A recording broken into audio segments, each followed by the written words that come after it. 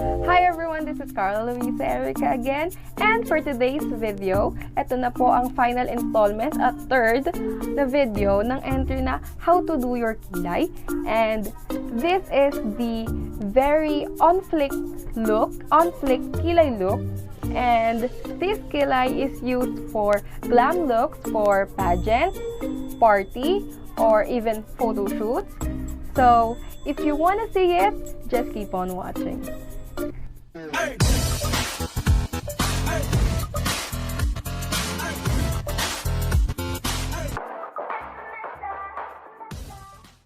So ngayon, magpo-proceed na tayo sa aking glam eyebrow routine. So ito talaga yung ginagamit ko sa pagme-makeup ko ng yung mga glam look ko, ganyan. So ito yung product na ginagamit ko. This is the Bobbi Brown Long Wear Gel Eyeliner in the shade number 1 Black Ink. So 3 years or more na siya sa akin, and as you can tell sa itsura niya, tuyo na siya. Medyo tuyo na siya. Hindi pa naman tuyong-tuyo, pero tuyo na siya. So, hindi na siya nag-work as a eyeliner. As you can tell, I will swatch it. So, ganyan na lang siya. Hindi na siya yung talagang creamy na eyeliner. Ayan, medyo nagbubuo-buo na siya. So, yung ganyan naman, na klase ng pigmentation niya, which is not hard black, hard. Pwede na siyang pangkilay, so mas appropriate siya as pangkilay. So this is really the secret for my on-fleek kilay. So marami nagtatanong kung anong ginagamit kong pangkilay. So ngayon, ito yon, alam niyo na. Pero kailangan nyo ng medyo tuyo ng eyeliner. So, pag meron kayong medyo tuyo ng eyeliner, baka mag-work siya sa inyo, kagaya ng mag-work siya sa akin. So, let us try. So, dito muna tayo. Lagi kong sinasabi na dito tayo magsisimula palagi sa dulo. So, i-create tayo ng shape ng ilalim ng kilay. Like that.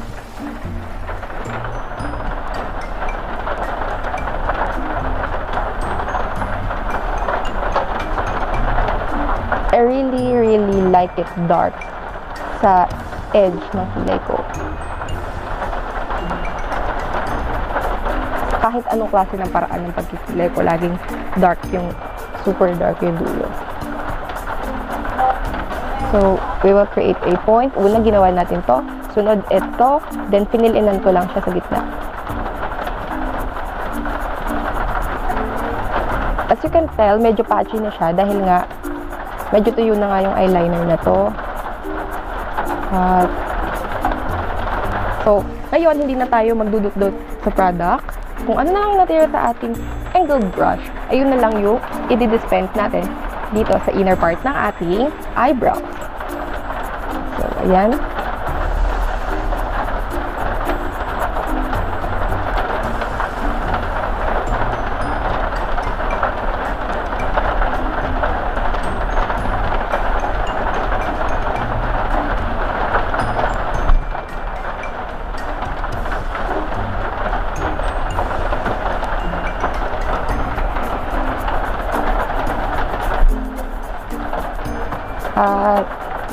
So, kung dito, sa part na to, pag ganyan tayong stroke, dito naman pataas, as in, ganyan.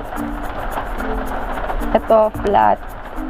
Ito ayan, pag ganyan, ika-flat ko siya dito. Yan yung gagawin natin. So, ayan. Tapos, kuha lang tayo ng spoolie, at ayun yung ipambabrush natin dito para mag-lessen yung pigmentation niya.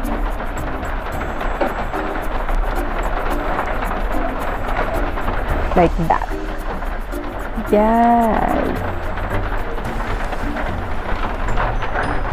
And dahil nga gel eyeliner to, ayan diba meron pa rin siyang mga sparse area na hindi nalagyan ng product. So, before natin lilinisin yung shape talaga ng kilay natin, papatungan ko siya ng aking eyebrow powder para mag-set lang siya at mapunan yung mga spaces na hindi kayang abutin ng gel eyeliner. So, I will take the same shade na ginamit natin kanina. At ayun yung ipapatong natin dito. So, ayan, gagawin ko naman yung kabila. Na-conceal ko na to, pero dito ko na lang ipapakita kung paano ko siya shinape ng ganyan. So, gagawin ko lang tong kabila at ako ay magbabag. So, ayan, nalagyan ko na, pero lalagyan ko na siya ngayon ng papatungan ko na siya ng eyebrow powder para mag-set na siya at ma-mattify na siya ng bonggang-bongga.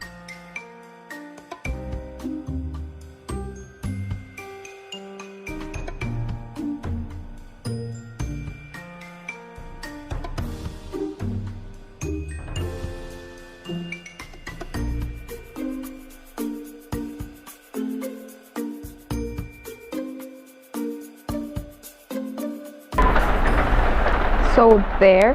Makikita nyo naman na hindi siya perfect. So, marami siyang nagpas. At, yan. Kuha na tayo ng concealer.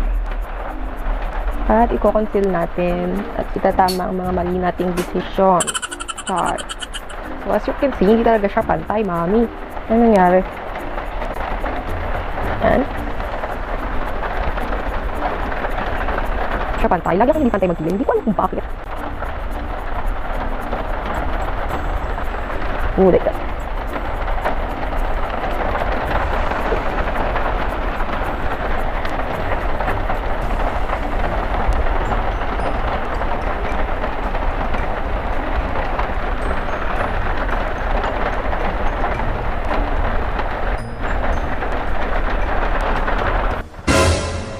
Shit.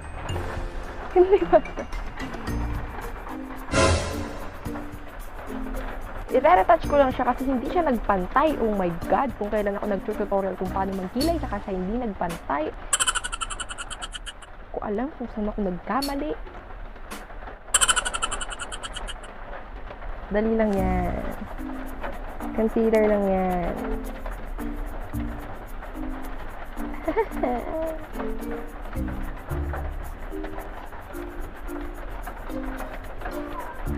Yan, pantay na ba?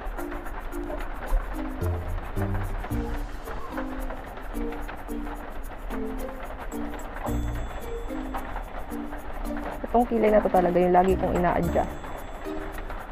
Laging nag-a-adjust. Kilay na sobrang galing nang mag-adjust.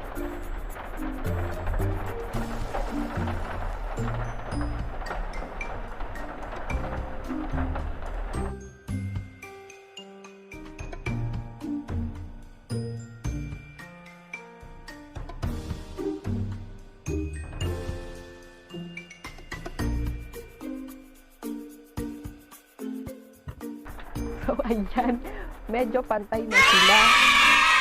Napaalala ko lang na hindi sila kambal.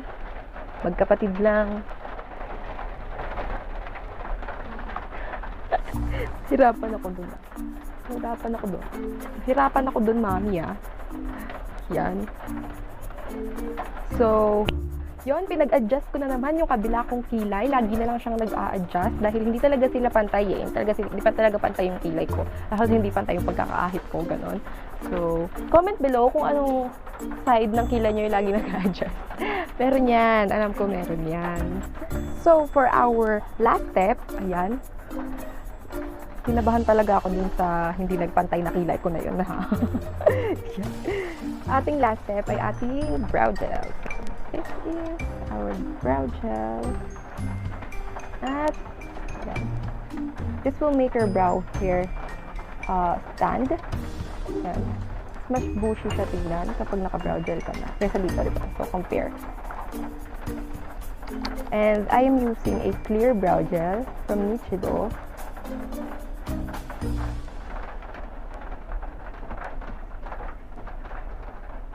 At pinagsistay niya rin yung ating kilay longer than usual kapag meron tayong brow gel. So, ayan.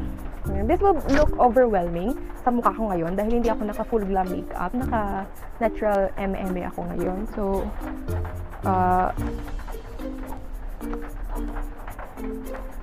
So, it might look weird. But, kapag naka-glam makeup ako, marami kasi sa inyo nagtatanong, paano ka nag-makeup? Ay, paano ka nag-kilay? Ano pang kilay mo? Ganyan. Lagi ako natatanong ng ganun. So, ginawan ko na lang siya ng video para hindi na sila magtanong kung paano ko to ginagawa. At sana nakatulong ako sa inyong mga manonood. And nga pala, you are not required to use a eyeliner na tuyo na, ha. Hindi ko pinopromote yon. Kung expire na at feeling nyo makakasira na sa skin nyo, itapon nyo na, okay? But, as I've said, hindi ako masyadong fan ng pomade, or maybe, hindi pa lang ako nakakatagpo ng pomade na para sa akin. So, ilalayo ko muna yung mukha ko dahil sobrang intimate natin, mami. So, ayan, nilayo ko lang yung mukha ko kasi nakakaloka naman, diba? Sobrang lapit natin kanina sa isa't isa. Halos makita nyo na yung kulangot ko, diba? So, ayun nga, you don't have to use an old eyeliner.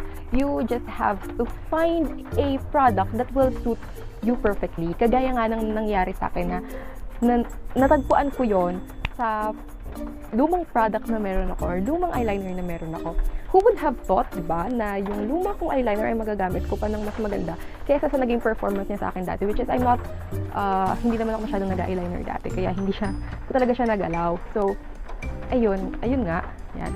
But, kung meron na kayong favorite na product na pang kilay, you can use that, and you can apply the techniques I have shown you.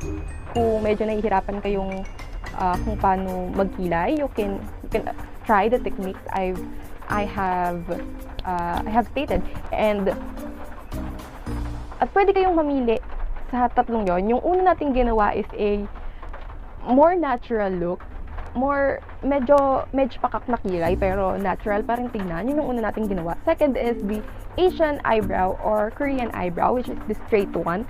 And lastly, this is for glam. I don't think this will suit an everyday look because tignan nyo nga sa akin ngayon, parang siyang lumulutang yung kilay ko, mukha kong Angry Birds girl. Angry Bird lang pala. Iko-correct kasi ako ng mga kaibigan ko. At, nga pala, yung mga kaibigan ko na sumusuporta sa akin palagi, thank you very much. I can't mention all of you na nagko-comment, na sumusuporta, but you know who you are. I will state some, like, si Silwen talagang minotivate niya ako na gawin to. And thank you for that. Kasi, I never thought na mag-enjoy ako na mag-film. And si Mael at Bernadette, Ismael Arandilla at Bernadette Flores, talagang gusto nila kasama yung apelido dahil lagi silang nagpapaunahan na mag-comment. Talagang nag-raise pa sila kung sino yung unang magko-comment. So, thank you very much sa mga old classmates ko, sa mga friends ko na hindi ko na nakakausap, pero grabe yung naging pagtanggap sa YouTube channel ko, sa YouTube career ko. Thank you very much. Ayan, ginawa ko ng opportunity to, diba? So, ayun na nga, kung meron man kayong natutunan sa video na to, pwede nyo siyang i-share sa friends nyo at panoorin nyo ng sabay or panoorin nyo ng individual. Kung meron man kayong kilala na hindi pa ganon ka galing or hindi pa ganon kasanay magkilay pero gustong matuto, you can always suggest this video to her or to him. Yeah. Kung nagustuhan nyo ang video na to, please hit the like button at huwag niyong kakalimutan mag-subscribe sa aking channel. I-ring nyo na rin ng bell para sa mga susunod kong videos ay updated kayo. Anyway, before we end this video, I just want you to know na ang mga opinion nyo ay mahalaga sa akin. So you can comment below, you can comment down your suggestions sa mga susunod ko pang tutorial. If you want me to do some tutorials na feeling nyo nahihirapan kayo, you can suggest that on the comment box. And that's it, guys. Thank you so much for watching and see you on my next video. Bye!